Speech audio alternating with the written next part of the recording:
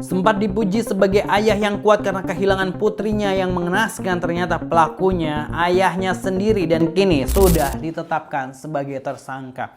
Yes, jagat maya nih warga Gelar Tikar dihebohkan dari status tersangka seorang ayah di mana dia ini sebelumnya sempat dikasihani, sempat dielulukan sebagai ayah yang baik. Rupanya dia adalah pelaku sadis terhadap anak kandungnya sendiri. Astaghfirullahaladzim.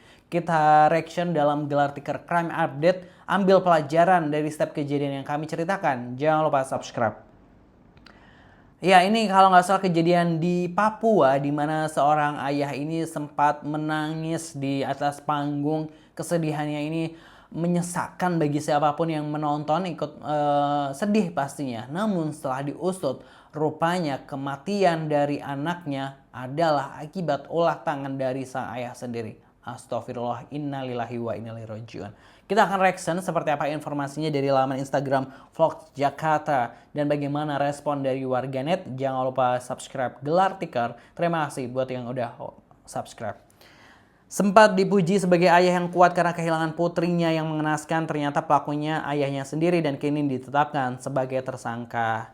Ini adalah momen ya, sang ayah ini seorang ayah naik ke atas panggung. Seorang ayah yang begitu kuat. Kita jangan mengalami hal-hal yang seperti ini. Kita belum tentu kuat seperti Mas Maulana. Terima kasih. Terima kasih semua. Selamat sore. Assalamualaikum warahmatullahi wabarakatuh. Waalaikumsalam. Salam. Namo Buddhaya, salam kebajikan. Terima kasih atas kalian semua yang mau berpartisipasi di acara yang indah ini. Saya tidak menyangka kalian semua sangat peduli dengan apa yang terjadi di keluarga kecil saya. Terima kasih atas kalian yang telah hadir dan sama-sama merasakan. Ya, itu kalau mungkin awalnya emang masyarakat banyak yang belum tahu, jadi ikut hanyut lah, ikut sedih gitu dengan apa yang dialami oleh Maulana tersebut. Tapi kita baca captionnya dulu ya. Julia Rizky Ramadiana, anak penyandang disabilitas berusia 11 tahun di Merauke, sebelumnya dilaporkan hilang dari rumah pada 27 Oktober 2025 sekitar pukul 3 waktu Indonesia Timur. Berjam-jam dicari, Julia kemudian ditemukan sekitar pukul 13.30 WIT di area semak-semak sekitar 100 meter dari rumahnya dalam kondisi telah meninggal dunia. 100 meter loh dari rumahnya. Kasus ini pun menjadi perhatian publik. Penyelidikan berlangsung selama berbulan-bulan, termasuk pemeriksaan saksi, pengumpulan barang bukti, pemeriksaan forensik, hingga ekshumasi. Di tengah proses penyelidikan, ayah Julia MRP juga sempat tampil di media untuk menunjukkan ekspresi kesedihan terkait hilangnya sang anak. Hingga akhirnya 19 Agustus 2026 Polres Merauke mengumumkan perkembangan terbaru. MRP, ayah Julia, ditetapkan sebagai tersangka setelah penyidik memperoleh 2 alat bukti yang dinilai cukup, namun polisi belum mengungkap secara rinci motif kronologi sebenarnya maupun peran MRP dalam kematian Julia.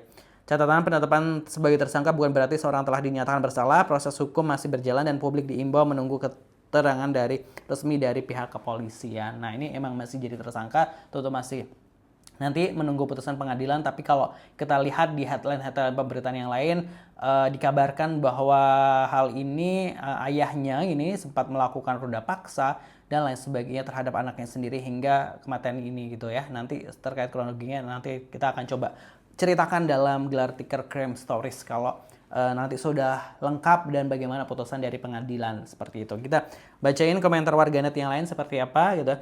Kelihatan banget aktingnya, wah. Persis kasus yang di Subang. Apa kabar yang memberinya panggung? Waduh. Aku baru bahas gitu ya. Gelo gitu, idi gitu ya. Aduh gitu. Luar biasa, nggak ada yang calling nih jadi talent, bisa banget dramanya biawak. Waduh. Dari gelagatnya dia seperti menyembunyikan sesuatu gitu.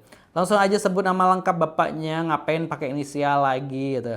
Lah kocak si kumis gitu. Udah kayak Sambo skenarionya gitu. Telinga bolong lebar banget, ngeri bapak ini gitu. Dari akting nangisnya aja udah ketebak kayak dibuat-buat gitu. Dramatis banget gitu, sakit jiwa gitu. Dia seorang ayah gitu. Terlalu banyak bacot untuk seorang ayah yang kehilangan anak gitu. Pasti kelompok si A udah membuat framing sedemikian untuk mainkan ini dengan pemerintah saat ini. Hah? Iblis pun terheran-heran, kok bangsat ya gitu. Anak dibunuh karena modusnya kah gitu. Masih dugaan tersangka belum jadi pelaku, sabar dulu guys gitu, WKWK gitu. Ini real make nih orang gitu ya. Gestur yang paling janggal sih pas naik panggung membungkuk sambil tangan di dada seakan selesai konser perform sesuatu yang membanggakan gitu ya. Laki kalau sedih diam gitu. Dari actingnya itu kelihatan dibuat-buat sekali gitu. Masa gitu actingnya kok luas gitu. Ingat tersangka, terduga, dan terdakwa gitu. Nangisnya seperti dibuat-buat, malah kelihatannya kayak seneng banget mungkin karena dalam hati sudah nggak bakal ketahuan gitu ya.